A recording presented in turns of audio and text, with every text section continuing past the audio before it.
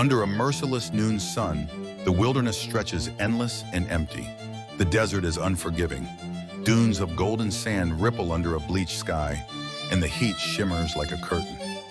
A caravan of hundreds trudges across this barren land, footsteps labored and sluggish. Only weeks ago, these people escaped slavery, but now their joy has faded into thirst and hunger as hope withers in the searing desert air. Faces are sunburnt and strained.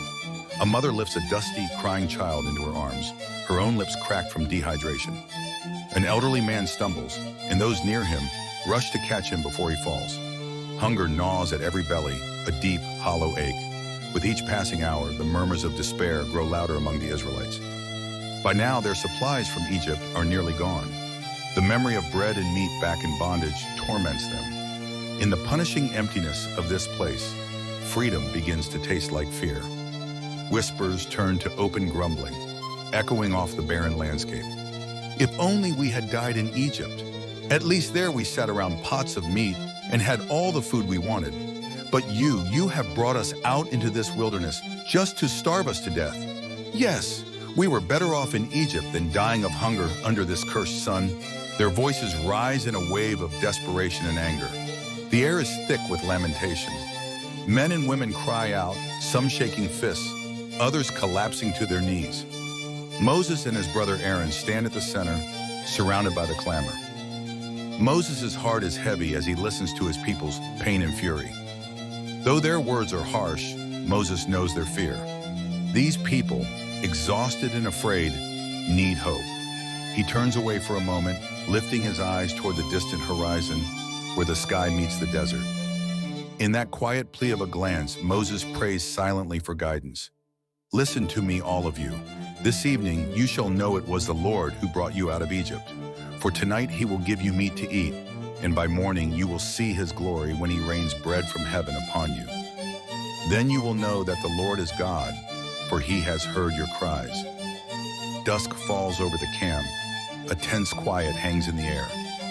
Then on the wind comes a new sound, the faint rustle of wings. From the darkening sky, a great flock of quail sweeps down and covers the camp. Cries of surprise ripple through the encampment. Men and women reach out in astonishment, easily catching the birds by hand. That evening, there is meat for the hungry multitude, just as the Lord promised. The camp settles into the deepest darkness of night. Bellies are no longer empty, yet a question remains in every heart. Will there be bread tomorrow, as God said? That night, many lie awake under the glittering stars, hearts heavy with uncertainty. Eventually, the Israelites drift into an uneasy sleep, their future uncertain, yet their souls stirred by this first taste of hope. In the early dawn, a gentle dew settles upon the camp.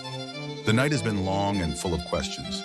As the first hint of sunlight touches the eastern sky, the dew begins to evaporate. On the desert floor, where bare earth and rock lay before, a new sight glistens. When the dew vanishes, it leaves behind a flaky substance, fine as frost, blanketing the ground. Tiny white flakes catch the morning light like scattered pearls across the sand. What is it? Manna? What is this? The Israelites murmur in confusion, wonder and curiosity dawning on their faces. They have never seen anything like this before. Soft and powdery, like snowflakes in the desert. Yet there is no cold, only the fresh warmth of a new day. This is the bread which the Lord has given you to eat. It is manna bread from heaven. The people bend down and begin to gather it, laughter and weeping mingling together. Some press the strange flakes to their lips, tasting cautiously. It tastes sweet, like wafers made with honey. Joy erupts across the camp. Ragged hunger is replaced by delight and wonder. Under the morning sun, this community of once starving travelers finds themselves cradling divine nourishment in their hands. The Lord's promise is fulfilled before their very eyes. Following Moses' instructions, each household gathers as much as they need. Some gather more and some less, and yet when they measure it, every family finds they have just enough. None are left wanting. In this divine gift, there is neither excess nor lack, only sufficiency and grace. In days to come, they will learn to trust this daily miracle. But on this first morning, there is only celebration. They name the bread manna, meaning, what is it? Recalling their first astonished question.